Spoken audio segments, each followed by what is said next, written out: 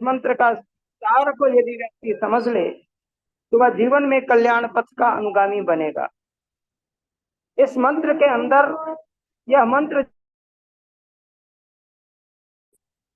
पंचम मंडल के 91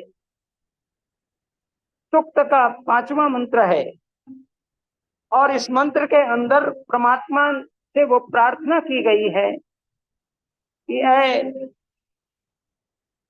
मनुष्यों, तुम्हें कर्तव्य पथ का अनुगामी बनना है, और अनुगामी बनना है तो कर्तव्य जो निरंतर क्रियाशील, जो सूर्य और चंद्र हैं, जो कभी भी स्थिर नहीं है, जिसको वेद कहता है सूर्यो एकाकी चरति चंद्रमा जायते पुनः, वो निरंतर गति कर रही शक्ति जो प्रधान रूप में हमारी वैदिक संस्कृति के और वैदिक सृष्टि के दो प्रकाश स्तंभ के रूप में हैं, और वे भी कल्याण पथ की ओर ही हैं।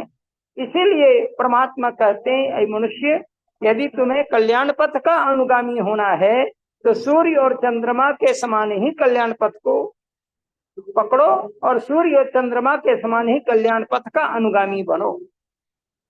सूर्य जब उगता है प्रातः काल, उसकी जो अर्ची किरण है, प्रातः काल की प्रथम किरण, वो हमें और पूरे प्राणी जगत को समस्त रोगों के निदान के लिए एक चिकित्सा कर रहा होता है। उसकी किरणें हमें स्वस्थ बनाने का काम करती हैं। इसलिए प्रातः काल उगते हुए सूर्य का दर्शन, एकटक होके उस लालिमा को देखना और पीलापन तक देखना, इससे ऐसे असाध्य रोग नष्ट हो सकते हैं। और असाध्य रोग नष्ट होते हैं, हृदय रोग जैसे बीमारी से हम निजात पा सकते हैं, और साथ ही साथ अनेक शरीर के ऐसी व्याधियां जो हमें जाने अनजाने परेशान करती हैं, उनसे भी हम मुक्ति पा सकते हैं। और न केवल मनुष्य, अपितु पूरे प्राणी जगत, पूरी प्रकृति उस प्रारंभिक प्रातः जो ऊर्जा ले रही होती है सूर्य की, उस ऊर्जा से औषधियों में भी औषधीय गुण बढ़ जाते हैं। फलों में रस की क्षमता कल्याणमयी क्षमता हो जाती है, उसके रस में माधुर्य का संचार होता है, और उसकी श्रीवृद्धि हो करके मनुष्य के कल्याण कर हो जाता है।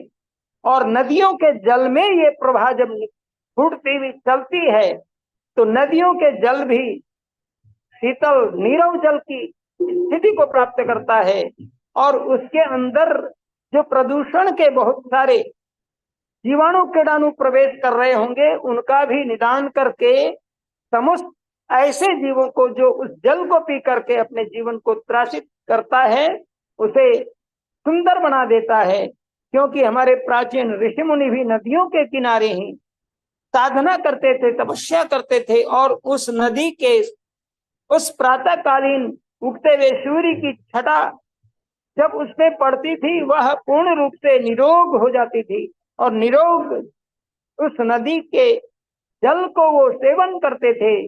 और तभी तो कहा गया वस्त्र पूतं जलं पिबेत, वे नदियों के जल को वस्त्र से छानकर, और साथ ही साथ प्रातः काल के जल में जिसमें प्रदूषण रहित होता था, उसको तो सीधे ही अंजलि में लेके आचमन क्या करते थे और अपने जीवन को पवित्र कर लिया करते थे। उसमें अवगाहन करते थे, स्नान करते थे, शरीर को स्वस्थ बना देते थे, और साथ ही साथ शरीर की सुंदर शुद्धि कर लेते थे। इस भावना के साथ, और चंद्रमा की जो ज्योत्सना है, जो चांदनी है, वो रात्रि काल जब उगती है, ये चांदनी जब रात्रि काल प्रकाश बिखेरता है चंद्रमा, तो उस चंद्रमा से औषधियों में औषधीय गुण बढ़ जाते। और सोम एक ऐसा औषधीय पौधा है जो लतिका के रूप में है, जो उसके अंदर उसकी कलाओं के बढ़ने से उसमें गुण बढ़ जाते हैं, पत्ते बढ़ जाते हैं। उस सोम के अंदर वो शक्ति और सामर्थ्य आ जाता है कि सर्व रोग हर की शक्ति को प्राप्त कर लेता है। और सोमो ही औषधि राजा, ऐसा जो प्रवचन के रूप में हम अपने कथानकों से प्राप्त करते हैं, और साथ ही साथ ब्राह्मण आदि ग्रंथों में जब ऐसी बातें प्राप्त होती हैं, उससे हम उस भावना से जुड़ करके औषधियों के द्वारा अपने समस्त रोगों का निदान करते हैं और इसकी आध्यात्मिक शक्ति इतनी बढ़ जाती है कि मनुष्य का विचार चिंतन भी कल्याण पथ का अनुगामी होने लगता है। इसलिए वेद कहता है स्वस्ति पंथा मनुचरेम सूर्य चंद्रमा विवा, सूर्य और चंद्रमा के समान ऐ मनुष्यों कल्याण पथ का अनुगामी बनो। फिर आगे मंत्र कहता है पुनर्ददता, और फिर क्या करना है, ददता अर्थात जो देने वाले मनुष्य हैं, दानशील मनुष्य हैं,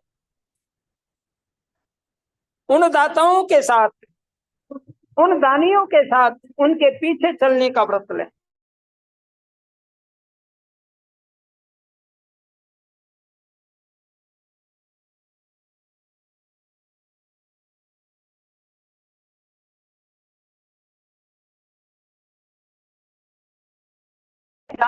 जो ज्ञानी जन है उसके पथ के अनुगामी बने। यदि बनना ही है तो आप सबसे पहले दानी मनुष्यों के पथगामी बनो, उसके बाद पुण्यात्मा के पथगामी बनो, और तीसरी बात वेद कहता है ज्ञानियों के पथ के अनुगामी बनो, और तभी हमारा जीवन प्रशस्त होगा। इन भावनाओं के साथ अपनी वाणी को विराम देता हूं।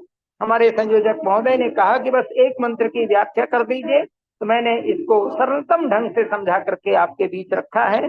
परमात्मा आपको इस कल्याण पथ का अनुगामी बनाए और इस मंत्र को आत्मसात करते हुए जीवन को कल्याण पथ के अनुगामी बनाने के लिए हमेशा निर्देश और संदेश देता रहे। इन्हीं शब्दों के साथ मैं समूह को बहुत बहुत आभार व्यक्त करता हूँ, अपनी वाणी को विराम देता हूँ। ओम शांति शांति शांति। बहुत बहुत आभार। आप अपने इतने व्यस्तम कार्यक्रम में से भी हमें समय निकाल लेते हैं। आइए आचार्य नारायण जी, काफी समय के बाद मैंने जब बताया उनको कि हमारे व्यास शास्त्री जी बाहर गए हैं, आप आइए, तो आप तुरंत अपनी सहमति हमें प्रदान कर दी है। तो हम चाहेंगे कि आपको सुना जाए। जो हमारी भजन की बहन है उनकी भजन तो हम कल भी कर लेंगे। संजय कुमार जी हमारे बीच में जुड़े हुए हैं, क्योंकि ओ आइए।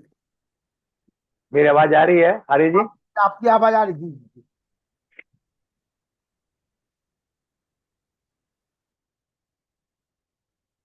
ओम ओम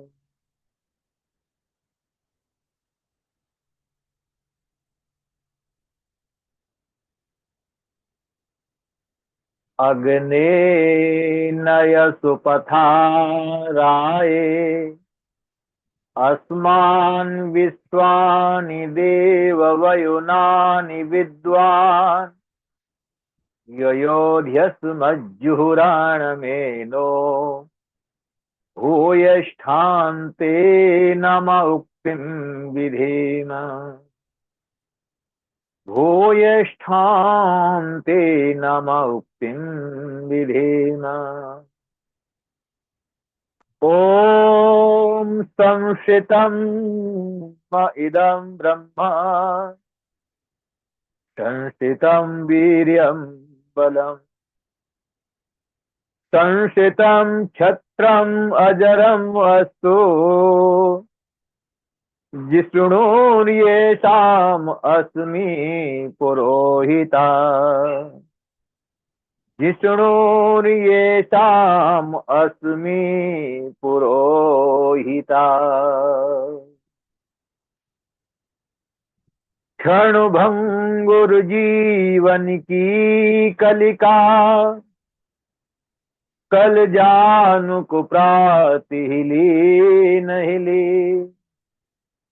प्रभु नाम अरे भजले रसना कल जानुक प्रातिहिलीन हिली प्रभु नाम अरे भजले रसना कल जानुक प्रातिहिलीन हिली। ओम शांति शांति शांति। ओम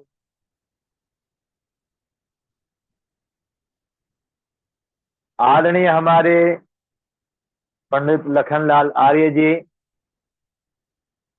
विगत काल के पश्चात आज पुनः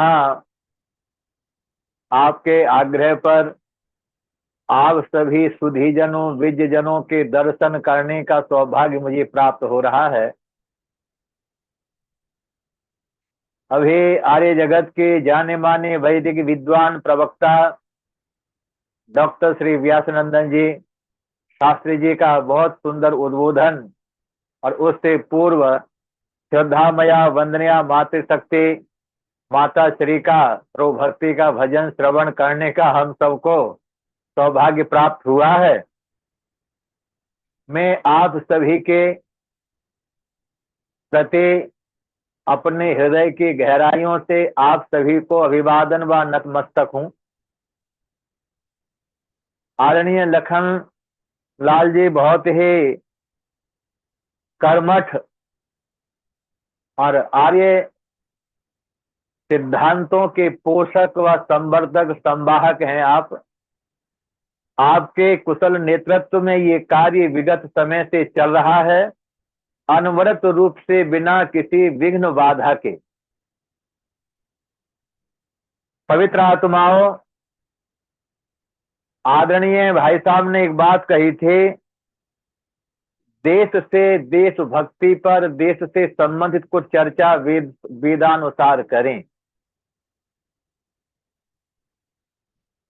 अभी मैंने आपके समक्ष 2 मंत्रों का पाठ किया है। एक मंत्र का तो विनियोग ईश्वर ने ईश्वर स्तुति प्रार्थना उपासना मंत्र में किया है। उसका अंतिम 8वां मंत्र जो कि आपको सर्वविदित है, अनेकों बार इस मंत्र की व्याख्या सुनी है। तो मैं अपनी तरफ से कुछ न कहता हुआ ईश्वर दयानंद के ही शब्दों को आपके समक्ष दोहरा देता हूं। इसे लिखते हैं अग्नि। अग्नि का अर्थ करते स्वप्रकाश ज्ञान स्वरूप, प्रकाश स्वरूप, सकल जगत का उत्पादक, प्रेरक, प्रकाशक, वो परम पिता परमात्मा, जिसकी सब विद्वान लोग उपासना करते हैं और जिसका प्रत्यक्ष सत्य स्वरूप शासन और न्याय और शिक्षा को मानते हैं। ये आत्मदा बलदा मंत्र में इस बात को ऋषिवर ने कहा है। और साथ ही कहते हैं उसको न मानना अर्थात ईश्वर की भक्ति न करना मृत्यु आदि दुखों का हेतु है। इसीलिए कहा अग्नि नय सुपथा, नया माने ले जाने वाला, सुपथा माने सुपथ पर। परम पिता परमात्मा जो ज्ञान स्वरूप है, प्रकाश स्वरूप है, तो प्रकाश ज्ञान से प्रकाशित है और वही हमारे विज्ञजनों को, सुधीजनों को, साधकों को, उपासकों को, जिज्ञासुओं को, सभी के लिए अनुप्रेरित करता है। उसके ही प्रकाश से हम प्रकाशित होकर कुछ कह पाने में समर्थ होते हैं। हमारे वो सामर्थ्य नहीं है। इसलिए परमात्मा हम सबका नेता है, तो नेतृत्व करने वाला है और उसका जो नेतृत्व है वो सुपथ की ओर को करता है, सुपथगामी है। जैसे कि स्वस्ति पंथाम अनुचरेम, हम सभी को स्वस्ति अर्थात कल्याणकारी पथ का अनुसरण करना चाहिए। तो हमारे लिए स्वस्ति पथ क्या है? वेद का ज्ञान, वेद की सत्य विद्याओं को जाने और उसको माने और आचरण व्यवहार में ला करके अपने जीवन को पवित्र करें, शुद्ध करें, धर्म पथ के अनुगामी बने और फिर उस पथ पर, जिस पथ पर हम स्वयं चलते हैं, हमारे विद्वान ऋषि मुनि योगी जन चले, उसी पथ का हम विस्तार करें। उसके पथ के विस्तार करने से ही संपूर्ण मानव जाति का विकास होगा, कल्याण होगा, उन्नति होगी, सर्वांगीण उन्नति होगी। तो कहा अग्ने नय सुपथा राय, असमान हमारे। तो हमारा क्या है कि जो हमारे अंदर अविद्या है, अज्ञान है, उस अज्ञान और अविद्या को दूर करें। तो वो अज्ञान अविद्या हमारा दूर कैसे होगा? उसके लिए हमें उन ऋषियों का, उन विद्वज्जनों का, उन वेद पाठियों का, उन स्वाध्यायशील कर्मठ दिव्य आत्माओं का हमें अनुसरण करना होगा।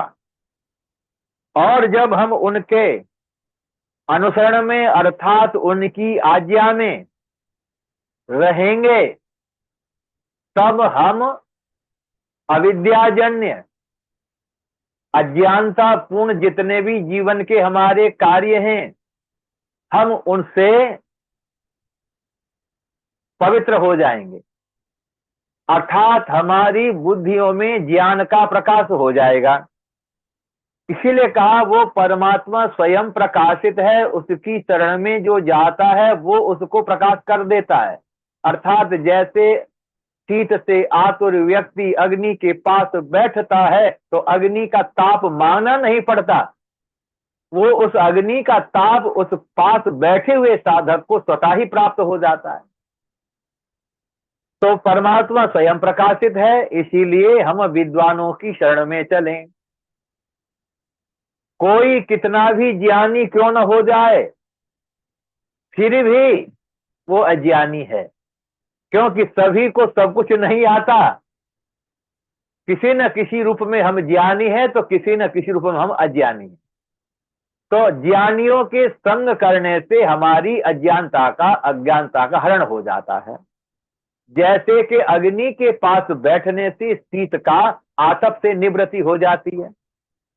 दूसरी बात कही, उस प्रकाश स्वरूप परमात्मा के सानिध्य ज्ञान का वर्धन होता है।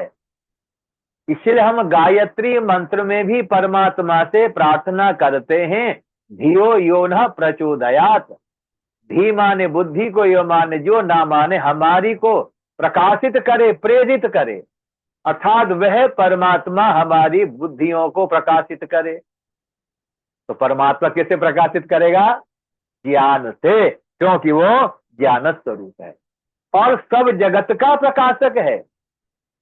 सूर्य, चंद्र, नक्षत्र आदि लोक लोकांतरों को प्रकाशित करने वाला वही तो है। अभी आदरणीय आचार्य जी कह रहे थे कि सूर्य के प्रकाश से हम कितना, सूर्य हमारे कितना कल्याणकारी है।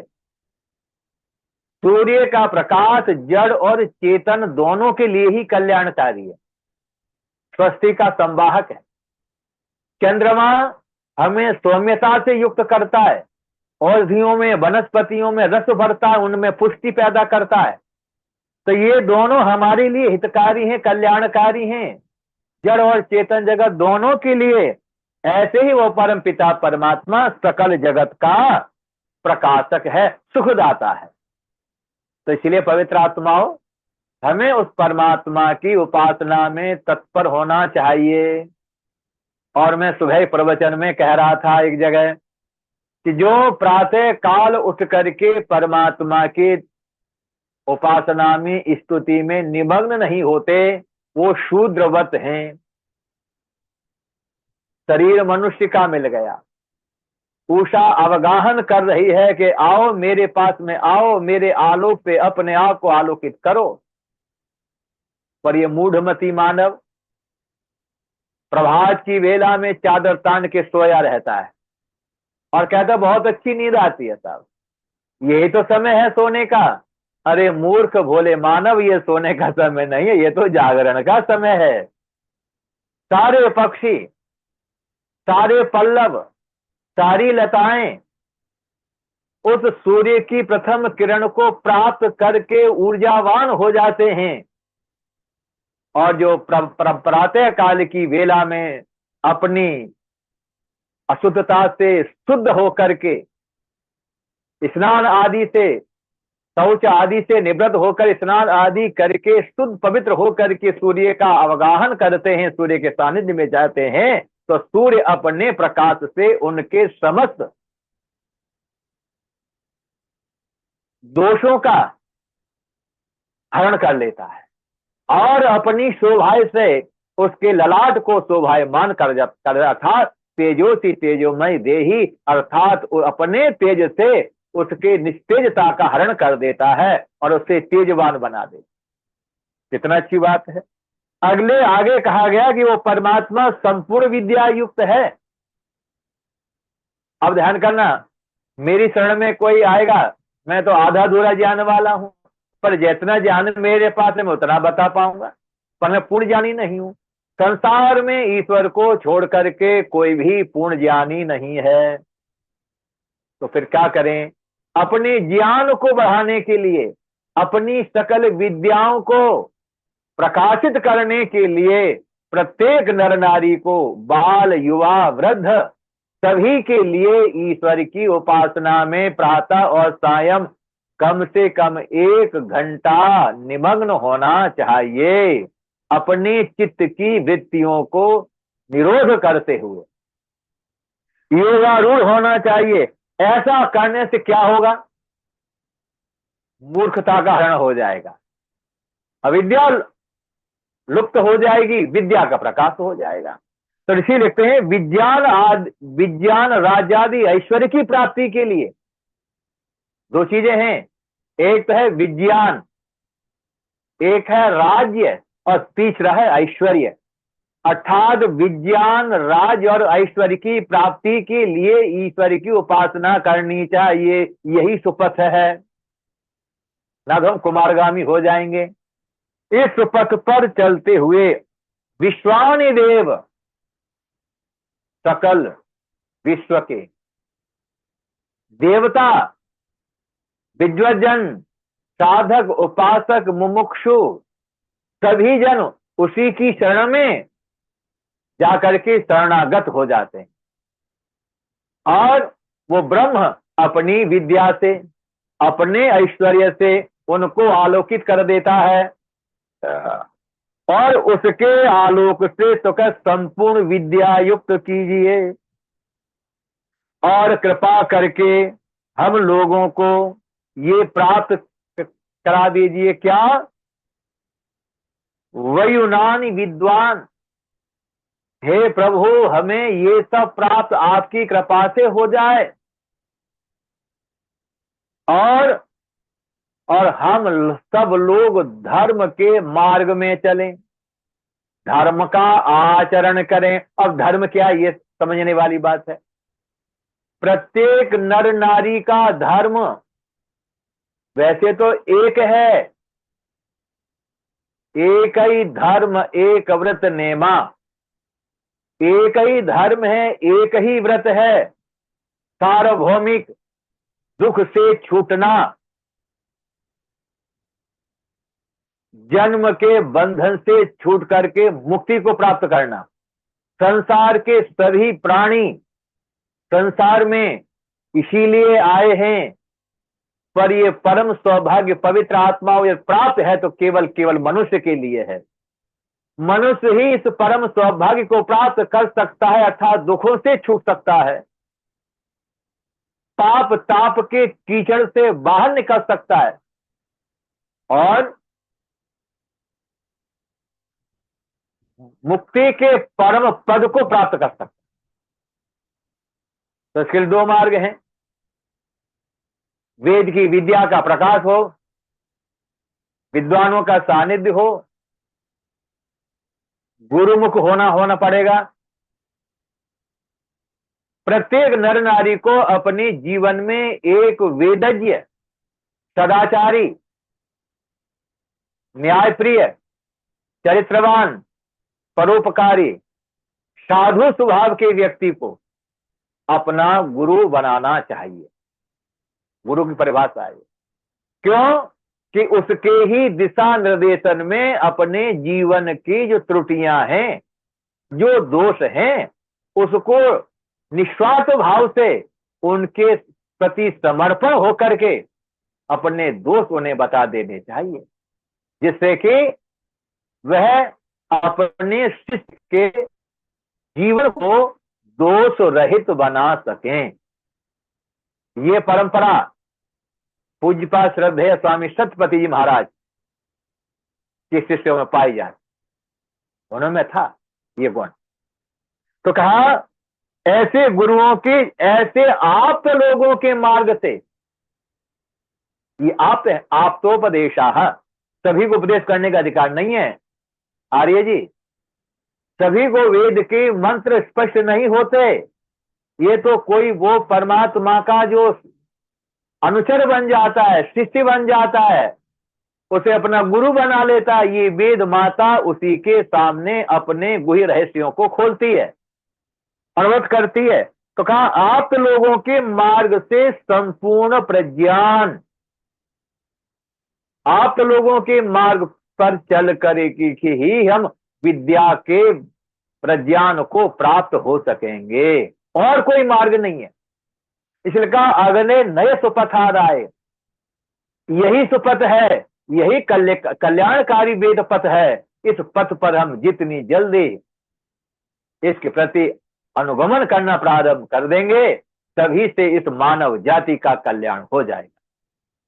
पर मानव जाति तो वेद विद्या से विरक्त है, वेद के विषय में न जानती है, न जानने की इच्छा पैदा करती है, और कोई बताए भी तो सुनना पसंद नहीं करते। क्यों? कि अपने को तो पूर्ण मानते हैं, और जब तक जब अपने को आपको पूर्ण मानेंगे तो फिर दूसरे से क्या सीखेंगे? हमारे अंदर ये बड़ी विडंबना है, कमी है, दोष है कि हम अपने को दोष युक्त कभी मानते ही नहीं है। और जो व्यक्ति अपने आप को दोष युक्त नहीं मानेगा, वो उसमें क्या परिवर्तन होगा, उसमें क्या सुधार आएगा? वो तो स्वयं वो बना बैठा है। तो यार ऋषि कहते हैं आप लोगों के मार्ग से संपूर्ण प्रज्ञान और उत्तम कर्म प्राप्त कराइए। हे परमात्मा, मुझे कोई साकार ऐसा, जैसा मेरा शरीर है ऐसे ही दिव्य शरीर में कोई दिव्य प्रकाशित आत्मा से मेरा संबंध बनाओ, जो मेरे समस्त दोषों को दूर कर सके, बुराइयों का हरण कर सके, इस मेरे में सद्गुणों का आधान कर सके, और हमसे कुटिलता युक्त पाप रूप कर्म को दूर कर दीजिए। अब देखो कौन ऐसा मिलेगा जो कहे कि मैं पापी हूं? पर मैं तो मानता हूं कि जब तक पूर्ण ज्ञान नहीं होता तब से पाप से निवृत्ति किसी की नहीं होती। अरे हम और आप से तो दुर्योधन अच्छा था। वो निष्पक्ष होकर कृष्ण से कहता है, हे माधव, जानामि धर्मम न च मे प्रवृत्ति, मैं जानता हूं, ऐसा मैं मूर्ख नहीं हूं, मैं जानता हूं धर्म क्या है, पर उसमें मेरी प्रवृत्ति नहीं होती। जानामि धर्मम न च मे निवृत्ति, और मैं अधर्म क्या ये भी जानता हूं, पर उससे मेरी निवृत्ति नहीं हो रही। ये क्या है? वो ये स्पष्ट कहता है, पर जो बात दुर्योधन कहता है कि माधव से, केशव से, वो बात हम किसी से नहीं कह सकते। क्यों? हमें क्या चिंता सताती है कि मेरा अपमान हो जाएगा, लोग मुझे घृणा की दृष्टि से देखेंगे। अरे इससे तो इस प्रकार के घृणित कार्य करते हुए जीने से तो अच्छा है कि तत्काल मृत्यु हो जाए।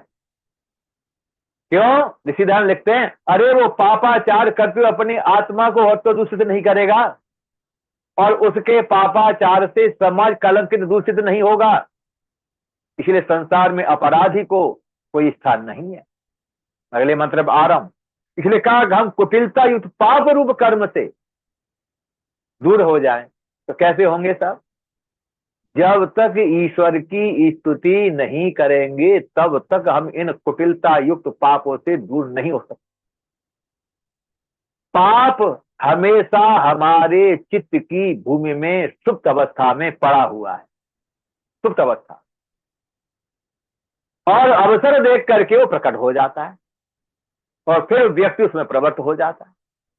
तो उस पाप की पंक्ति छूटने के लिए ऋषि आगे कह रहे हैं, नम्रता पूर्वक नम्रता पूर्वक, बड़ी विनम्रता के साथ ईश्वर की स्तुति प्रशंसा सदा किया करें। नमा उक्तिम विधेम, अर्थात हम उस ईश्वर की स्तुति नम्रता पूर्वक सदा किया करें और सर्वदा आनंद में रहें। कितनी अच्छी बात कह रहे हैं।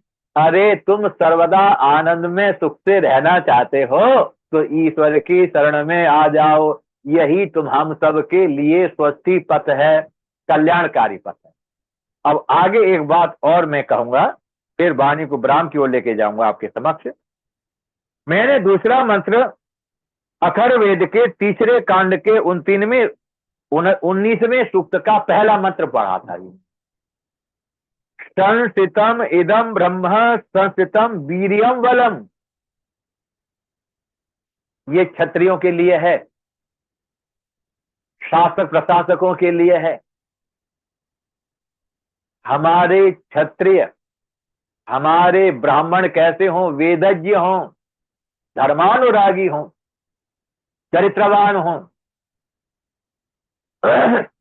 वेद की विद्या का प्रचार प्रसार करने वाले हों, आकंठ तक उसमें डूबे हुए हों। रोजाना जैसे हम जल से स्नान करके शरीर को शुद्ध करते हैं, वैसे ही वेद के स्वाध्याय से अपने चित्त का शोधन करने वाले ऐसे ब्राह्मण वेदज्ञ। संस्थितम इदम ब्रह्म, ब्रह्म वेद विद्या के लिए कहा, ब्रह्म ब्राह्मण के लिए भी कहा गया।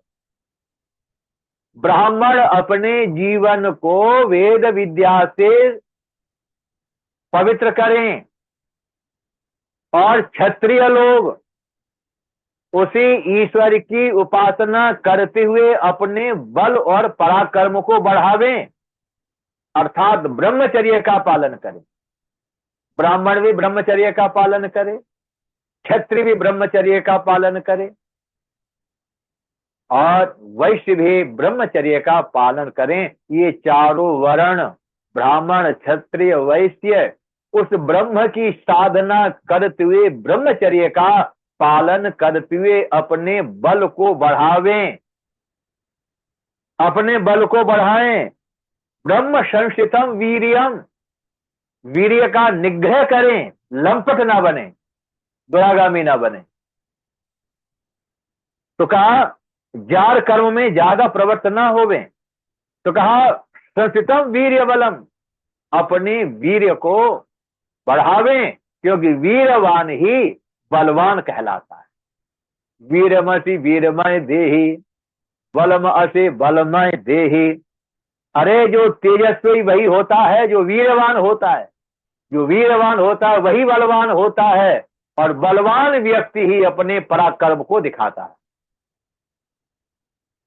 तो ब्रह्म विद्या ब्रह्मचर्य से आती है, पराक्रम बल से आता है। तो बलवान ही, बलवान सिद्ध योद्धा यजमान पुत्र होवे, आ ब्राह्मण ब्राह्मणो। तो ब्राह्मण इस ब्रह्म में, इस आर्यावर्त लोग, इस आर्यावर्त में जब तक ब्राह्मण विद्या युक्त रहे, क्षत्रिय बली रहे, तब तक इस देश की तरफ को मजाल है किसी भी आक्रांता की आंख उठा करके देखने की हिम्मत होती। किसी में यह दुस्साहस नहीं था। तभी तो हमने 1 अरब 96 करोड़ 8,53,000 वर्ष में से आदरणीय आर्य जी केवल 5,000 वर्ष निकाल दो। 53,000 में से केवल 5,000 वर्ष निकाल दो। अब तब तक हमने 1 अरब 96 करोड़ 8,53,000 में से 5 निकाल दो, इतने वर्ष तक आर्यों का समस्त भूमंडल पर शासन था। ये इतिहास कौन बताएगा? बताया नहीं हमें। इतने लंबे समय तक अब कोई ऐसा विश्व के धरातल पर कोई ऐसी आर्य जाति बता दो जिसने शासन किया हो इतने समय तक। हम अपने पूर्व भारतीय संस्कृति के गौरव गुमान को भुला बैठे। आज आदरणीय राकेश आर्य जी एक जगह प्रवचन कर रहे थे, तो मैंने लिखा मेरा आपका इतिहास का जो ज्ञान है ना, आज की हमारी युवा पीढ़ी के लिए बहुत आवश्यक है। ये एक नई ऊर्जा, नई संचेतना का संचार करता है आपका ज्ञान, और इसके लिए अधिक से अधिक, पर वहां युवा बैठे ही नहीं थे। वहां तो सारे सफेद बाल वाले थे, और कुछ सफेद बाल उन्होंने काले करके बैठे हुए थे सारे। बताओ अब उनमें क्या संचार होगा ऊर्जा का। इसलिए आर्य जी, मेरा अनुरोध है कि अधिक से अधिक ऐसे प्रवचनों को सुनाने के लिए युवाओं को जोड़िए, युवतियां जुड़े, क्योंकि राष्ट्र का निर्माण युवाओं से होता है, वृद्धों से नहीं होता। क्षत्रिय हमारे शासक जब ऐसे पराक्रमी योद्धा, जब महावीर योद्धा थे, बेटियां हमारी ब्रह्मचारिणी थी, वेद विज्ञान की में पराकाष्ठा विदुषियां थी, तब यहाँ के आर्यजन बालाएं हमारी वीरांगना छत्राणी हुआ करती। आप कई बार चोटीपुरा गुरुकुल की जब कोई वेमना डाल दे तो बड़ा अच्छा लगता है, मेरे को बड़ा अच्छा लगता है। तो गुरुकुलों में ही निर्माण होता है, हम भूल जाएं। बड़े बड़े कॉन्वेंट स्कूलों में बड़ी बड़ी फीस दे करके निर्माण नहीं होता, हमारे जीवन का, हमारे चरित्र का हनन होता है, वह बिगाड़ होता है। निर्माण तो आस प्रणाली में, गुरुकुलीय परंपरा में निर्माण होता है। मैं और आप बैठे हुए हैं, और हमारे कई विद्वान हैं जो गुरुकुल से निकल के आए, वो तो बल्ले बल्ले हैं उनके, तो उन्हें कोई चिंता ही नहीं है, बड़ी मस्ती के साथ प्रभु के गीत गाते हैं और वेद की विद्या का अध्ययन करते हैं और लोगों को वेद मंत्रों की व्याख्या सुनाते हैं। कितनी अच्छी बात है। उनका तो ये भी जीवन सफल हो रहा है और आगामी जीवन सफल हो रहा है। दोनों दोनों हाथों में लड्डू हैं, कोई हाथ खाली नहीं है। इसलिए कहा संस्थितम वीर्यबलम, वीरवान होना चाहिए और बलवान होना चाहिए। अब क्या है, संस्थितम छत्रम अजरम। देखो संसार में दो तीन व्यक्ति जो अजरता अमरता को प्राप्त होते हैं, ब्राह्मण वेद विद्या के द्वारा, तप और त्याग के द्वारा। ब्राह्मण वेद विद्या के द्वारा तप और त्याग करके अमरता को प्राप्त होता है। क्षत्रिय अपने वीर्य का निग्रह करके बलवान होकर के अपने पराक्रम के द्वारा अमरता को प्राप्त करता है। युद्ध भुजदंडों से और बुद्धि बल से जीते जाते हैं। पहले का समय था, महाराणा प्रताप की तलवार आज के किसी युवा को कहते उठा के देखना बेटा, तो उसकी हिम्मत ही नहीं, खास तो कैसे उठा लेगा बताओ। 1 कुंटल का भाला, 90 किलो का भाला लेकर के है, अपने इतना भारी कवच, यानी 2 कुंटल तो सामान लोहे का अपने हाथ में लेकर के अपने शरीर में पहन कर, वो घोड़ा चेतक कितना शक्तिशाली होगा जो राणा को लेकर इतना भागता था। तो विचार करना, हमारे पास जो बलवान थे, ये योद्धा थे, सामान्य नहीं थे साहब। अकबर के सबसे बड़े महारथी जो एक अजय योद्धा था, महाराणा प्रताप ने एक ही बार में उसके सिर से लेकर के घोड़े तक 2 टुकड़े कर दिए, एक ही बार में। अब विचार करना कि महाराणा में कितना बल रहा होगा, आर्य जी कितना बल होगा। वो महाबली योद्धा, वो प्रतापी, जो अकबर की सेना के सामने एक हिमालय की चट्टान की तरह से अटल होकर खड़ा रहा और उसको, उसकी सेना को ना को चने चबा दिए, कभी हारा नहीं और अकबर कभी उससे जीता नहीं। ऐसे महावीर योद्धा का इतिहास में क्या महान किसको बना दिया, अब विचार करो। इतिहास के पन्नों देखे महान किसको बनाया, अकबर को। अरे इस कितना कलंकित करोगे अपनी आत्मा को। जो इतिहास के लेखक हैं उन्होंने इस आर्य जाति को, मैं हिंदू तो नहीं बोलूंगा, आर्य जाति की आत्मा का इतना हनन कर दिया है, इतनी गलित हो चुकी है जैसे कोई गलित कोड़ हो किसी के अंदर, शरीर गलता चला जाता है। इसलिए कई बार मुझे बड़ी विडंबना होती है, आज ऐसी सुप्त अवस्था में सोई हुई है, आज जगाते जगाते थक गए और ये सोए पड़े हैं और इसी में अपना क्या मानते हैं, अपना कल्याण मानते हैं। अरे भाई, सोते हुए में तो कोई भी ठोकर मार के चला जाता है। जागते हुए से बच के निकल जाते हैं।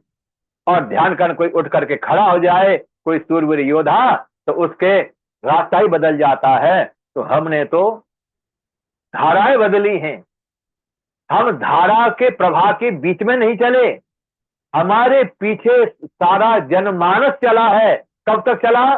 जब तक हम वेद की विद्या से अपने जीवनों को अलंकृत शोभित करते रहे तब तक। और जब से वेद विद्या लुप्त हो गई, हम आलसी प्रमादी बन गए, लंपट बन गए, तब से हमारे पीठ में छुरा घोंपा गया। हमने आगे से भी हम उस आक्रमण का कोई प्रतिशोध नहीं ले सके। तो अब इसलिए आक्रांता लोग आए।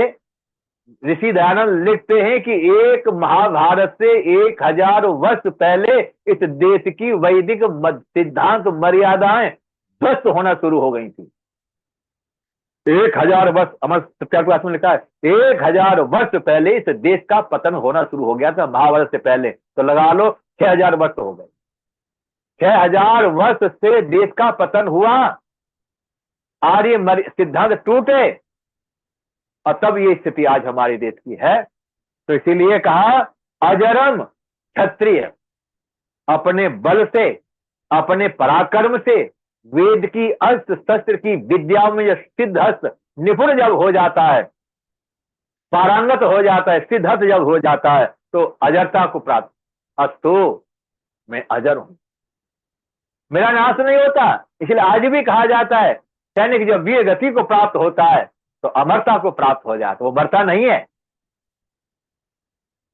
राखी ध्वज में लिपटता उसका शव, उसके लिए रणभेरी बजाई जाती है। तो कहा अजरम अस्तु जिष्णु येषाम अस्मि, जिष्णु येषाम अस्मि, इनका मैं पुरोहित हूं। कितने से गए बाद किसका पुरोहित है? तो मैं ब्राह्मण किसका पुरोहित हूं? क्षत्रिय का, वैश्य का और शूद्र का। इन तीनों वर्णों का मैं पुरोहित हूं, अर्थात इनके लिए मैं हितकारी हूं। इनकी आंख बन करके इन्हें सुपथ का रास्ता दिखाता हूं। ऐसा पुरोहित एक तो परम पिता परमात्मा है, अग्नि में ईडे पुरोहितम, और एक वेदज्ञ आप ब्राह्मण विद्वान हैं जो राष्ट्र के पुरोहित बन करके राष्ट्र कल्याण के लिए अपने जीवन की आहुतियां देते। पवित्र आत्माओं, पुरोहित बनना बहुत अच्छी बात है, पर सामान्य पुरोहित नहीं। आज मंदिरों के पुजारी बैठे मंदिरों में, वो भी पुरोहित हैं।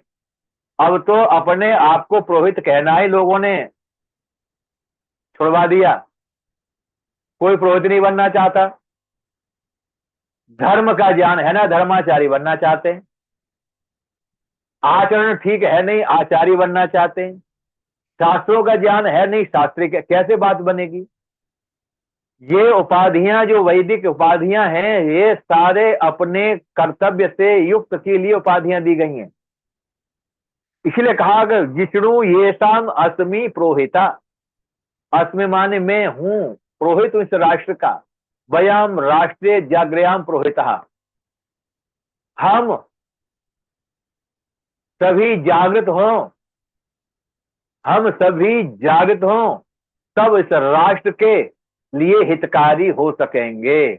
इसमें ब्राह्मण की आंख चाहिए, क्षत्रिय का पौरुष चाहिए, वैश्य का धन चाहिए, उपार्जन चाहिए, वैश्य की सेवा सुतुष्टा चाहिए। चारों वर्ण, कृष्ण कहते हैं चातुर्वर्ण मया सृष्टम गुण कर्म विभागशः। हे अर्जुन, हे कुंती नंदन, मैं इस कल्प में, इस समय जो चतुर्वर्ण व्यवस्था ध्वस्त हो चुकी है, उस चतुर्वर्ण व्यवस्था के पूर्ण गुण कर्म विभाग, गुण कर्म स्वभाव से इसका विभाजन अलग अलग करने के लिए मैं आया हूं, इसकी स्थापना करने के लिए आया हूं। पर इसमें एक तेरे जैसे एक योद्धा नहीं, मेरे अनेक योद्धा चाहिए, मुझे अनेक विद्वान चाहिए। एक हाथ से, दो हाथों से काम ये होने वाला नहीं है राष्ट्र का। इसलिए ऋषभ दयानंद सरस्वती महाराज ने कहा था कि मेरे जैसे जब अनेकों विद्वान साधु सन्यासी इस धरा पर विचरण करेंगे मेरे वेद भाष्य को हाथ में लेकर, जब मेरे वेद भाष्य को हाथ में लेकर के जब इस धरा पर असंख्य साधु सन्यासी ब्रह्मचारी जब विचरण करेंगे, इस धरा पर अविद्या को पैर रखने के लिए कोई भी स्थान नहीं बचेगा। आर्य जी, बड़ा दुख होता है कई बार, बहुत दुख होता है कि आज महर्षि की इस वचन को भंग करने का जितना काम आर्य तथाकथित आर्य समाजों ने किया है उतना किसी दूसरों नहीं।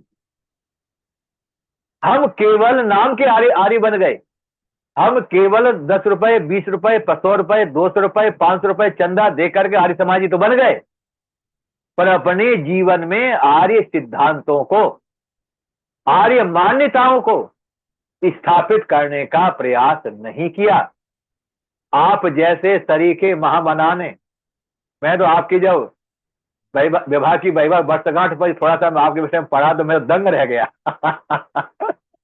बहुत अच्छा लगा भाई।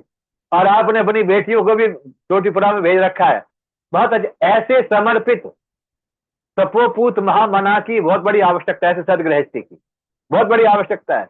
यही समाज के लिए प्रेरक होते हैं, यही समाज के लिए उद्बोधक होते हैं, यही समाज के सच्चे नायक कहलाते। नायक एमएलए एमपी बनकर नहीं बनते, या कोई प्रशासनिक अधिकारी बनकर भी नहीं बनते। समाज के कल्याण का जो बीड़ा उठा लेता है वो अकेला ही काफी है चलने के लिए, उसके पीछे तो कारवा आता चला जाता है। आपने इस श्रृंखला को चला करके राष्ट्र की उन्नति में बहुत अहम भूमिका निभाई है, और अनेकों मेरे से जैसे अच्छे उच्च कोटि की विद्वानों को बुला बुला करके इस पथ पर प्रोत्साहन देने के लिए। कोई बात नहीं है, दीप जब जलेगा तो अंधेरे को भागना ही पड़ेगा, और कोई भय से भयभीत होकर के, अंधेरे के भय से भयभीत होकर के दीप ही ना जलाए, अंधेरे में बैठा रहे हाथ हाथ धर के, तो ये कहां की शोभायमान नहीं होता।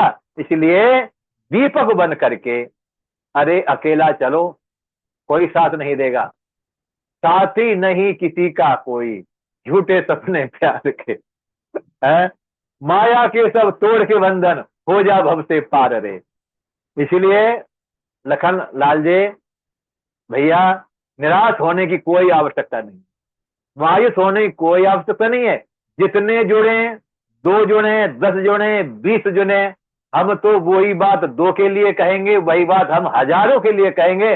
अरे जिसको जागना है वो आ जाओ, हम तो जगाने के लिए खड़े हैं।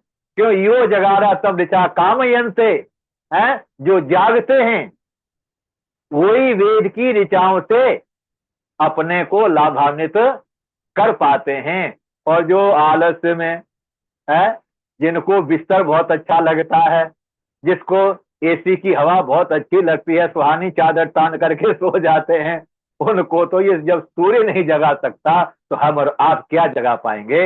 इसलिए ऋषि दयानंद कहते हैं अविद्या का नाश और विद्या की वृद्धि करनी चाहिए। ये प्रत्येक नर नारी का ये परम कर्तव्य है, परम सौभाग्य है कि हम अपने अंदर इस वेद की ज्योति को जलाते हुए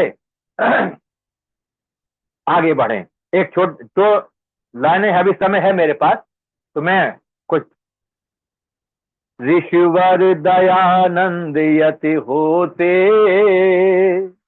ऋषिवर दयानंद यदि होते, घर घर होता वेद प्रचार।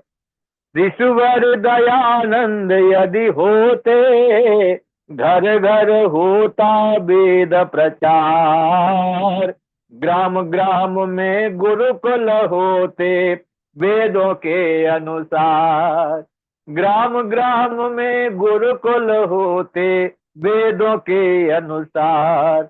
बालक और बालिका पढ़ते अलग अलग चटसार। ऋषिवर दयानंद यदि होते, घर घर होता वेद प्रचार। गौवध यहाँ बंद कर देती जनता की सरकार। अब जनता इतनी मूढ़ है, जो हमारा माता है उसके लिए कोई भी आंदोलन नहीं करता। अपने रोटी के लिए, अपने कपड़े के लिए, अपने सर ढकने के लिए छत मिल जाए, उसी को बल्ले बल्ले करते हैं। क्या कहा? गोवध यहाँ बंद कर देती जनता की सरकार। मूक और निर्दोष पशुओं पर चलती नहीं कटार।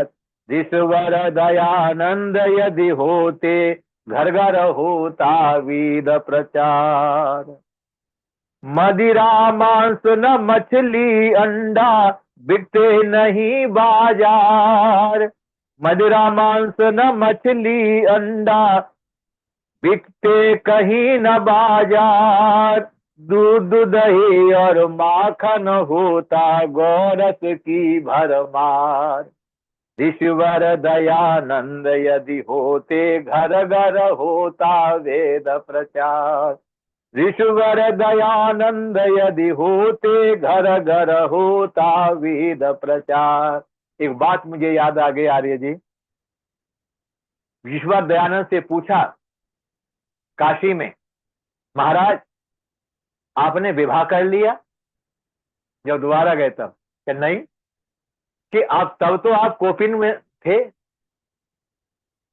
अवधूत सन्यासी, जब मैंने पहले देखा था। अब तो आपने सिर पर साफा है, पूरे तन को वस्त्रों से ढका हुआ है। तो ऋषिवर ने एक बात कही थी, भक्त शादी नहीं की, ये मेरा शरीर, अब इनको वस्त्रों की इसलिए आवश्यकता है कि अब तक मुझे एक बार नहीं कई बार जहर दे दिया गया है।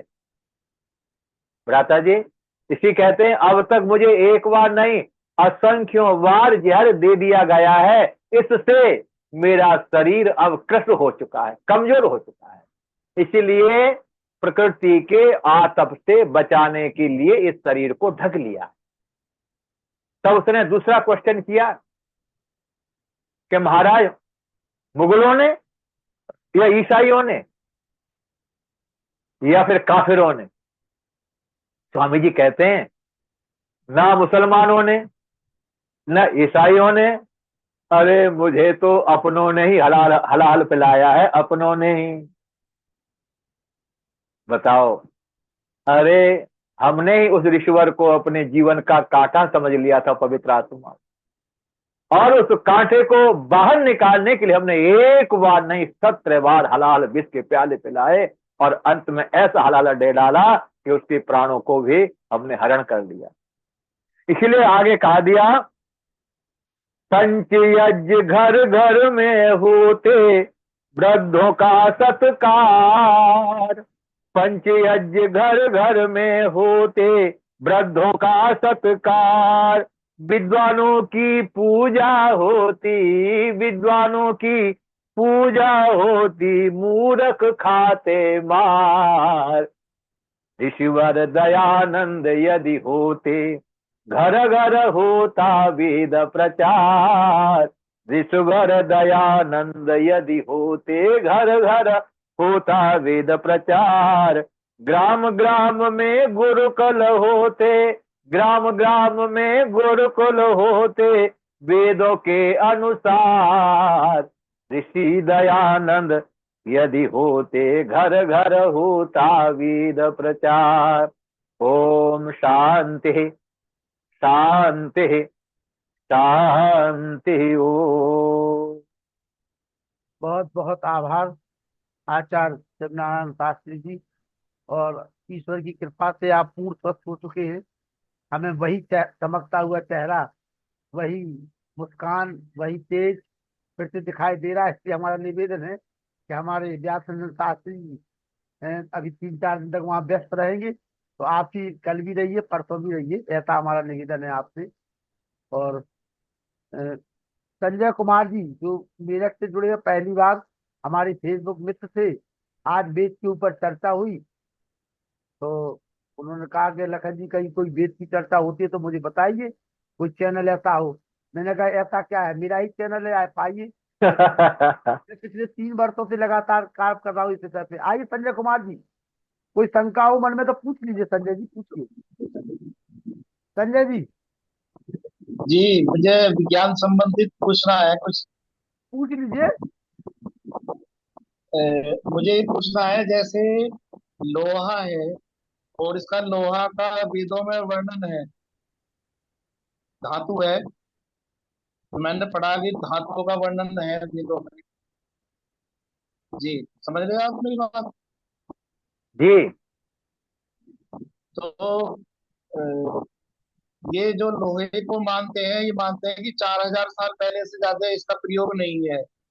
जो एएसआई की जो खनन में जो धातु मिलती है, जब वेदों में लोहे का वर्णन है तो फिर इसको इसका इसको पुराना क्यों नहीं माना जाता है? इसको जो है कि मनुष्य को 4000 साल पहले लोहे का ज्ञान हुआ था, और वेदों में वर्णन है, वेद है हमारे लाखों साल पुराने हैं।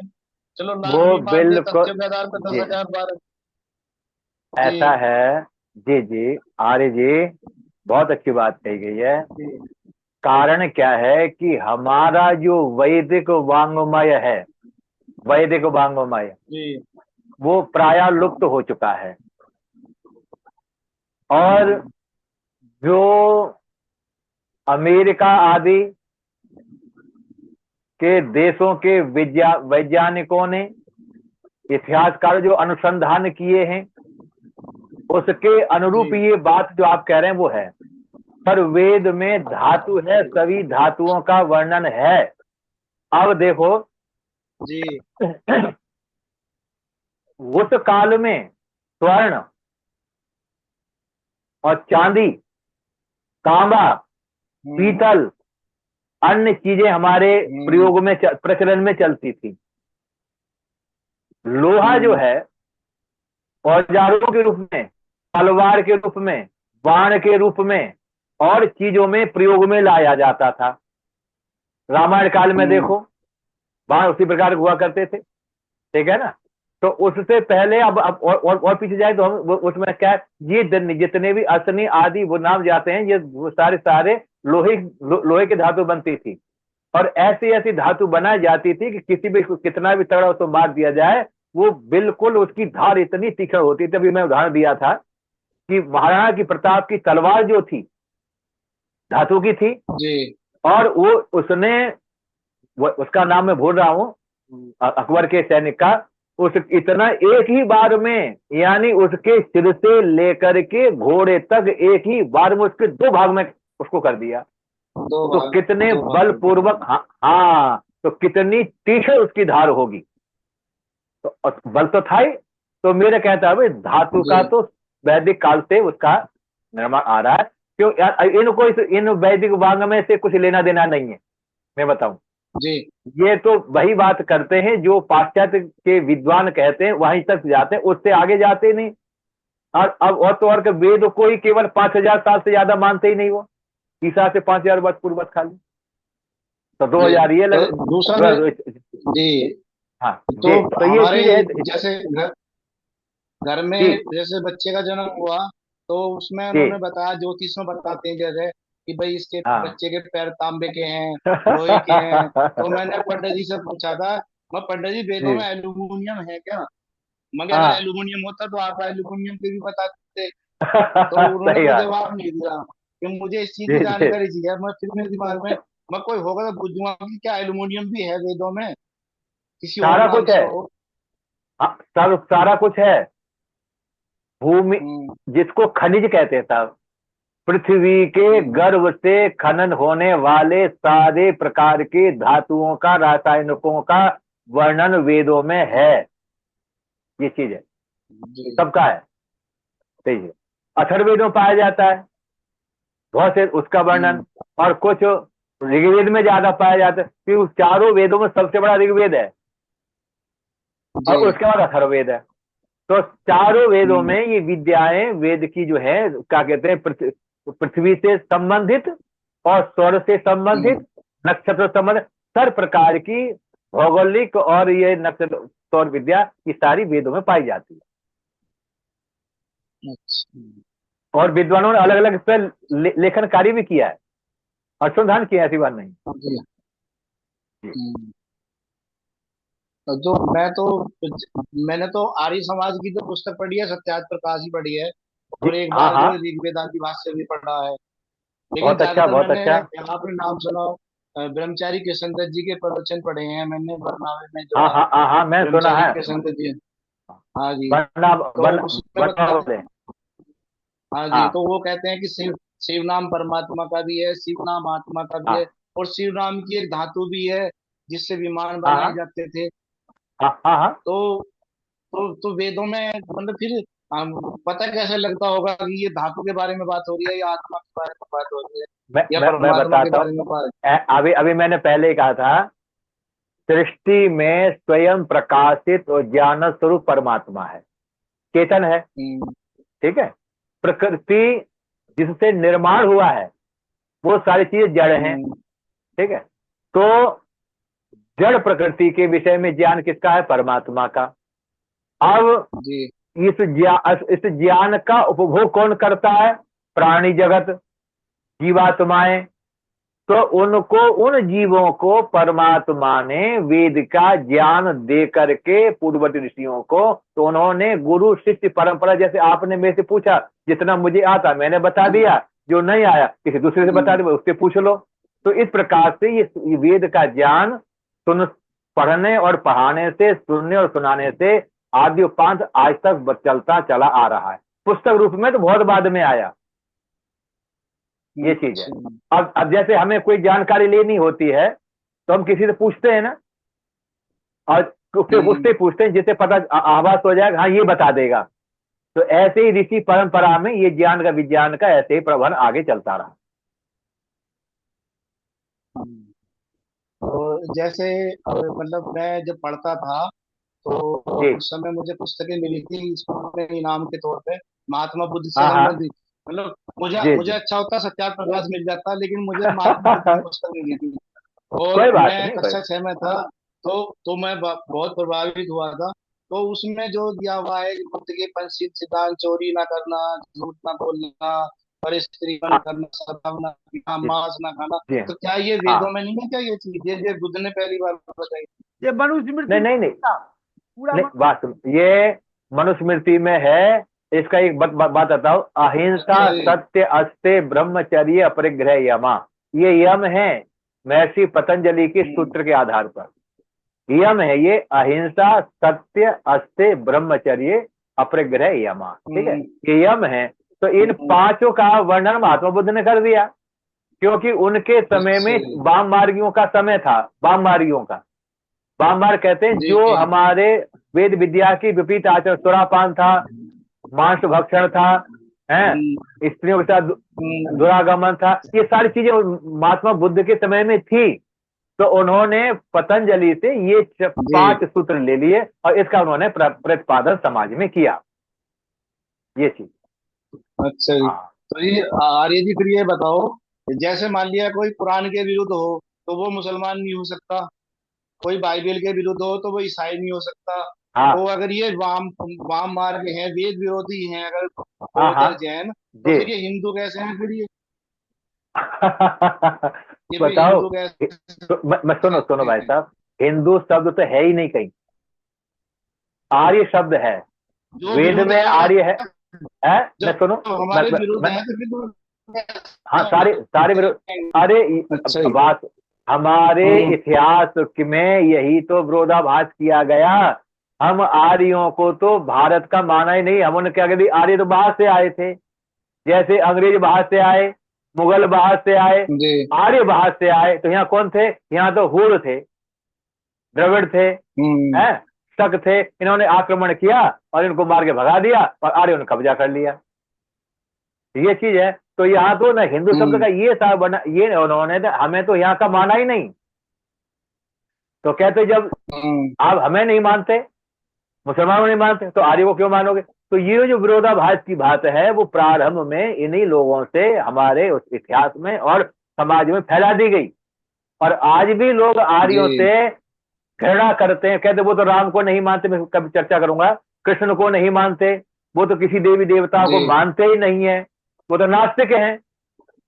तो आज भी ये बड़ी अच्छा जी। विडंबना चल रही है ये चीज। अच्छा, तो एक मेरे मन में और है प्रश्न कि जी हमारे जो मतलब एक आर्य विद्वान जी हैं, पहलवान जी, धर्मवीर जी, तो वो कहते हैं कि धर्म हाँ तो केवल एक ही है। अभी मैं हाँ दोपहर में मैं फेसबुक पर पढ़ रहा था, उसमें कृष्ण जी कह रहे हैं कि सब धर्मों का त्याग करके मेरे पास में आओ। तो जब जब धर्म एक ही होता है तो फिर बहुत सारे धर्म कैसे हो गए उसमें गीता में? वह सर्वधर्मान परित्यज्य, हम्म। धर्मान यानी सभी कर्तव्य कर्मों को करते हुए मेरी शरण में आ जाओ, भाई वो शब्द है धर्म। एक सभी कर्तव्य कर्म को धर्म कहा गया है। माता की सेवा जी। करना धर्म है, पिता की आज्ञा हम्म। की पालना करना धर्म है, राष्ट्र प्रेम करना धर्म है। अब ये सारे धर्म ही है, ध्यान करना, वो धर्म नहीं, हिंदू मुसलमान सिख ये धर्म नहीं है, ये अच्छा जी। विचारधारा है, ये मत है, ये धर्म नहीं है। और यही तो विडंबना डाल दी है। तो सका सर्वधर्मान परित्यज्य शरणम मम व्रज, अर्थात सभी कर्तव्य कर्मों को छोड़कर मेरी शरण में आ जा। अर्थात अर्जुन को ये समझा, मेरे इस समय एक ही उद्देश्य है तेरा, युद्ध करना, इन आताताइयों को पराभव करना, ये अर्थ है वहां हम्म। पर अर्थ अलग से कुछ को निकाल लेते हैं लोग, ये चीज है। नहीं, पहले मैं ये समझता था कि जैसे ये कहते हैं ना कि हम मेरी शरण, क्योंकि यीशु की शरण में आ जाओ पाप क्षमा हो जाएंगे, बुद्ध की हाँ शरण में ये आ तो है, जाओ अल्लाह की शरण में आ जाओ। ये सब लेकिन ये मुझे सब मुझे जब गीता पढ़ी तो उसमें था, उसमें कृष्ण जी भी कह रहे हैं कि भाई मेरी शरण। तो क्या कृष्ण वेद यहाँ हमारा ये अपनी बात कहता है नहीं कर कि पाप क्षमा हो हाँ, जाते हैं? सुनो, मैं थोड़ा सा यह समय रहा तो मैं कल विचार कर दूंगी, इस पर विचार करूंगा, आपके जी साथ जी रखूंगा, जी। समाधान कोशिश करता हूँ। क्योंकि गीता जो है वो महाभारत का अंश है, और वहां जी। पर कृष्ण कृष्ण अर्जुन को जब मोह हो रहा है, उस मोह से बाहर निकालने के लिए ये सारी चर्चाएं कर रहे हैं। समझ गए? हम्म। और क्षत्रिय का एक ही कर्तव्य होता है कि अधर्मियों का नाश करना, धर्मात्माओं की हम्म। रक्षा करना। तो ये चीज है। तो जो तू पंडितों वाली भाषा बोला, ये शोभा तेरे को नहीं देती। तू क्षत्रिय है, अपने छत्र धर्म का पालन कर, युद्ध कर, ये चीज, हम्म। ठीक है, वहां पर ये। अच्छा जी। तो बस एक लास्ट में एक और है अभी, बस मन में मेरे को है। बोलो बोलो बोलो। अभी जब मैं गीता पढ़ रहा था तो उसमें आया कि श्री कृष्ण जी कह रहे हैं कि मैं वृक्षों में पीपल हूँ, अवतारों में मैं राम हूँ, और स्त्रियों में मैं श्रुति हूँ, धृति हूँ, और कई उन्होंने बताए। तो मैंने कई ये बार पूछा, अगर वो सुनो, अगर अगर वो मैं कृष्ण अगर कृष्ण जी राधा का रूप होते वो तो वो ये कहते कि स्त्रियों में मैं राधा हूँ। उन्होंने ये सुनो क्यों नहीं सुनो कहा मैं सुनो, स्त्रियों में राधा ना, हूँ? वो इसलिए कह रहे हैं, ये उनका विराट दर्शन है। हम्म। विराट दर्शन जी। अर्थात कृष्ण ये कह रहे हैं कि मैं सब में हूं। मैं का मतलब बताया क्या है? एक वचन, हम्म। मैं एक वचन है। तो परमात्मा भी एक है, और कृष्ण के अंदर जो आत्मा वो भी एक है, वो भी एक ही है। इसलिए मैं कह रहा हूं, मैं जिसकी पूजा करता हूं, मैं जिसकी अर्चना करता हूं, ठीक है, तो वो सब में है। वो परमात्मा जी। वृक्षों में सब क्यों में है? है। वृक्षों में क्यों, हमने बता क्यों वृक्षों में क्यों कहा? वृक्षों में इसलिए कहा कि वृक्षों में पीपल जो है 23 घंटे ऑक्सीजन देता है, 23 घंटे जी जीवनी शक्ति देता है सब प्राणियों के लिए। इसलिए वृक्षों में श्रेष्ठ क्या हुआ? पीपल हो गया, ठीक है। जी। इसलिए सिद्धा नाम कपिल मुनि। तो सिद्ध जितने भी सिद्ध है उनमें श्रेष्ठ जो पद है वो कपिल मुनि का है। तो ऐसे ही जो हम्म। श्रेष्ठ श्रेष्ठ चीजें हैं उनको उन्होंने आपा, ये सब मेरे हाँ, अंदर हैं, इन सब में मैं हूं, मुझ में जैसे सारा उन्होंने संसार है, मैं सारे संसार में हूं, ये चीज है। जैसे उन्होंने दो स्त्रियों के नाम दिए, श्रुति और धृति, कुछ ऐसी करके नाम है। तो वो मैंने नाम ये पूछा था कि जो सुनो, वो स्त्रियों के नाम नहीं है, वो और शक्तियां जी। हैं, वो शक्तियां है। अच्छा। हाँ, धृति और हाँ, श्रुति। तो मैंने अब कईयों से पूछा था कि सुनो, फिर उन्होंने ये सुन, ये कहा कि स्त्रियों में मैं हाँ, राधा हूँ, ये भी तो कहते हैं ना फिर वो। नहीं नहीं नहीं, क्या है, श्रुति कहते वेद को, धृति कहते धैर्य को। हम्म। वेद के अनुसार ही धैर्य हमारे अंदर पैदा होता है। तो ये सारा, हम्म। इसलिए वो वेद का वर्णन कर रहे हैं, बड़ा विराट रूप है, ठीक है सर। हाँ, अपने विराटता का वो दिग्दर्शन करा रहे हैं अर्जुन के लिए ये चीज। हाँ जी। तो मैं तो मुझे तो जो हिंदू कहते हैं नास्तिक है, मैंने कई बार कहा था घर में सफर में कि भाई हम हाँ जो है श्री कृष्ण जी का एक छोटा सा एक मूर्ति लेके लड्डू गोपाल और उसे झोले में रख लेंगे, फिर शादी में कहीं जाएंगे, फंक्शन में जाएंगे, उन्हें साथ लेके जाएंगे। तो मैंने की जो अर्जुन के रथ पे तो श्री कृष्ण जी बैठे हुए हैं, उन्हें युद्ध लड़ना पड़ रहा, और तुम मन की झोले में रख के यूं सोच रहे हो हमारी सारी मुसीबत दूर हो जाएगी। वो तो ऐसा है, ये तो तुम मूर्ति नास्तिक हो, पूजा के। नास्तिक हो, तुम नास्तिक हो। हाँ ना, हाँ हाँ सही बात। वेद निंदिको नास्तिका भवती। चलो, ओ अच्छा जी। ओ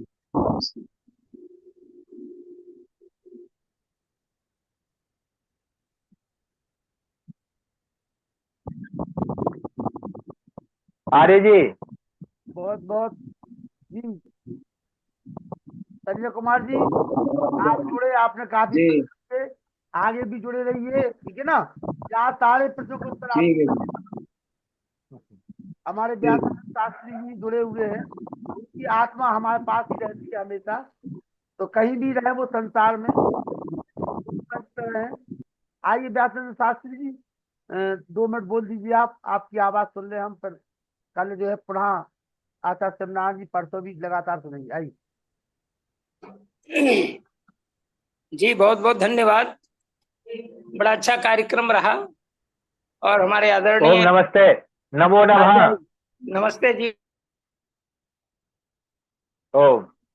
आचार्य शिवनारायण शास्त्री जी के बहुत ही मनोहर ज्ञानवर्धक प्रवचन संपन्न हुआ है और संघ का समाज भी उन्होंने किया है। निश्चित रूप से वेदों के प्रति निष्ठावान व्यक्ति ही सत्य को समझ सकता है, धर्म को समझ सकता है और ज्ञान मार्ग का वह सही मार्गी होता है। इसलिए आवश्यक है कि वेद के रास्ते पर यदि व्यक्ति चले तो वह सत्य मार्ग पर ही चलता है, क्योंकि वेद के अंदर जो कुछ भी है वह सब सत्य ही है।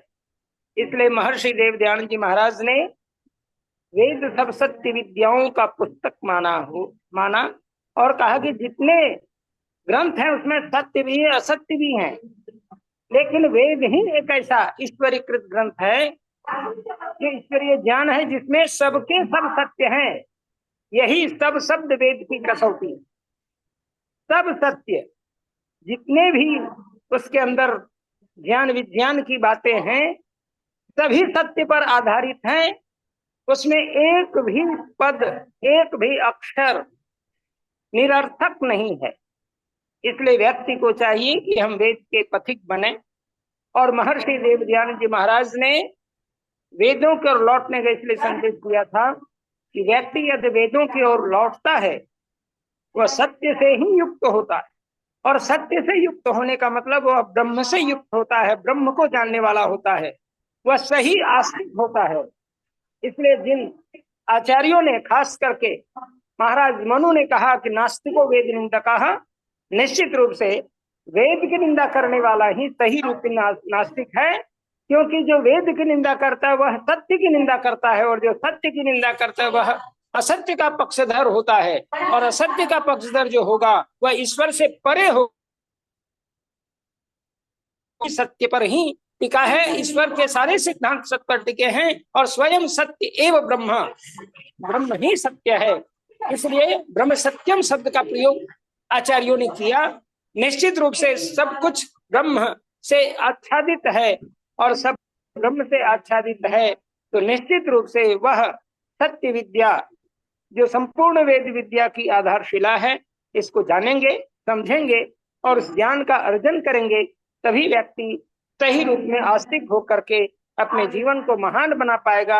और हमारी सारी संस्कृति जो वैदिक संस्कृति पर आधारित है वही हमारी संस्कृति विश्व की प्रथम संस्कृति है। सा संस्कृति प्रथमा विश्ववारा, यजुर्वेद का मंत्र कहता है वही संस्कृति हमारी प्रथम विश्व की संस्कृति है, और संपूर्ण दुनिया के लोग इस संस्कृति को मानने वाले बने तभी हमारा देश विश्व गुरु पुनः होगा।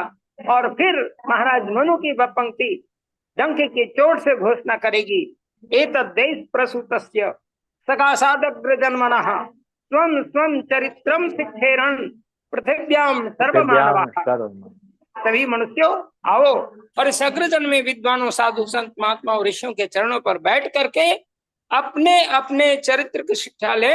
ये घोषणा महर्षि मनु की है और यह घोषणा पुनः सृष्टि में लोग मानेंगे, क्योंकि वेद नित्य है और नित्य वेद को मानने वाला ही नित्य ज्ञान का पथिक होता है, वेद ज्ञान का पथिक होता है। और परमात्मा भी नित्य स्वरूप है। इस नित्य स्वरूप परमात्मा को नित्य आत्मा के द्वारा समझेंगे। इसलिए आत्मा को जो जानता है वही परमात्मा को जानने का पूर्ण सामर्थ्य रखता है। इसलिए व्यक्ति को आत्मा के साथ परमात्मा को भी जानते हुए अपने जो परमात्मा शक्ति की भक्ति, यम और नियम की चर्चा आचार्य निश्चित रूप से इन बातों का आधार यही है। और हम सब अपने जीवन के अंदर जो 1 अरब 96 करोड़ की बात आचार्य जी कर रहे थे, निश्चित रूप से वह हमारी आदि संस्कृति का पथिक, आदि संस्कृति का वह आदि गणना 1 अरब 96 करोड़ 8,53,125 वर्ष की यह सृष्टि बतलाती है कि यह केवल प्रथम नहीं है कि ऐसी अनाहत गति से आवागमन अर्थात सृष्टि का प्रलय, विकल्प और कल्प सृष्टि ये निरंतर प्रवहमान गति से चल रहा होता है। क्योंकि परमात्मा नित्य है, उनकी सृष्टि नित्य है और नित्य सृष्टि जो होती है वो कभी भी बंद नहीं होती। वह सृष्टि चल रही है, विकल्प में भी वो स्थिर मात्र रहती है, लेकिन वह सृष्टि की स्थिति प्रलय में भी बनी हुई है। और प्रलय में सृष्टि की शक्ति नष्ट हो जाती तो फिर उन्हीं तत्वों के द्वारा कैसे परमात्मा सृष्टि करते। इसलिए वो जैसे रात और दिन से चल रहे होते हैं, उसी प्रकार सृष्टि भी अनुगति से चल रही है। और हम सभी को चाहिए हम परमात्मा की इस भक्ति के साथ अपनी शक्ति को पहचाने और ईश्वर जो सर्वशक्तिमान है उसके हम पथिक बने। तभी हम वैदिक दर्शन को समझ पाएंगे, वैदिक सिद्धांत को समझ पाएंगे और हमारा जो विज्ञान कहता है उस विज्ञान को, जो सत्य विज्ञान पर आधारित है, धर्म के विज्ञान पर आधारित है, उसको हम समझने के पूर्ण सामर्थ्यवान अपने को समझेंगे। हमारे जिन भी वक्ताओं ने प्रश्न किए हैं, जिन वक्ताओं ने इस पर गंभीरता से सुन करके ही प्रश्न किया है, इसलिए उनको बहुत बहुत साधुवाद। आप सुंदर उत्तर पाए हैं। इन्हीं शब्दों के साथ मैं अपनी वाणी को विराम देता हूँ और आचार्य जी को बहुत बहुत धन्यवाद और नमन करता हूँ। ओम शांति ही शांति ही शांति।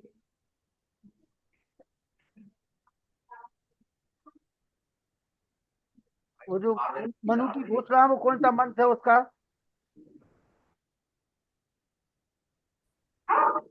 मनु की घोषणा वाला मंत्र कौन सा है?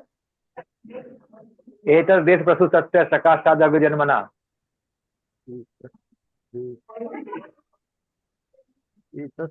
एतत् देश प्रसूतस्य सकाशात् अग्रजन्मना स्वं स्वं शिक्षेरन् पृथिव्यां सर्वमानवा। सर अभी जो हमने आपको लिंक भेजी थी उसी पे लिख देना थोड़ा सा आप। चलो ठीक है। ओके, चलिए आइए शांति पाठ करें।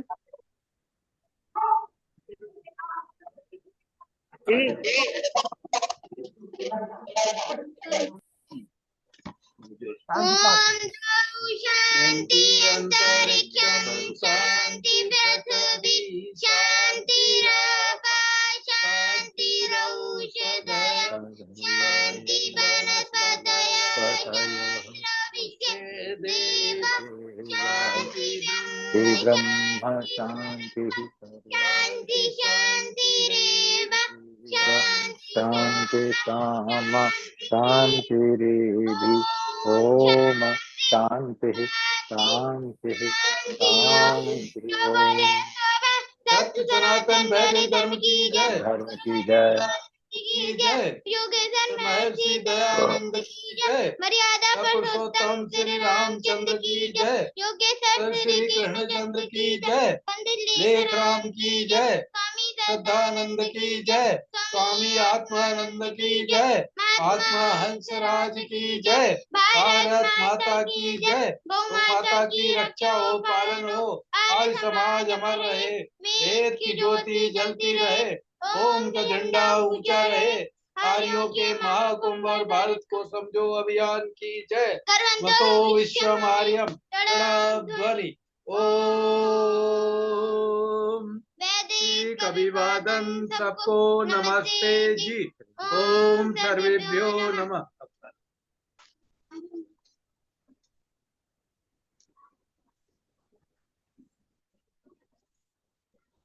बहुत बहुत आभार हमारे भाई संजय कुमार जी मेरठ का। आचार्य सत्यनारायण शास्त्री जी को कल भी हम लोग सुनते रहेंगे, परसों भी सुनेंगे। सभी को सादर नमस्ते, शुभ रात्रि।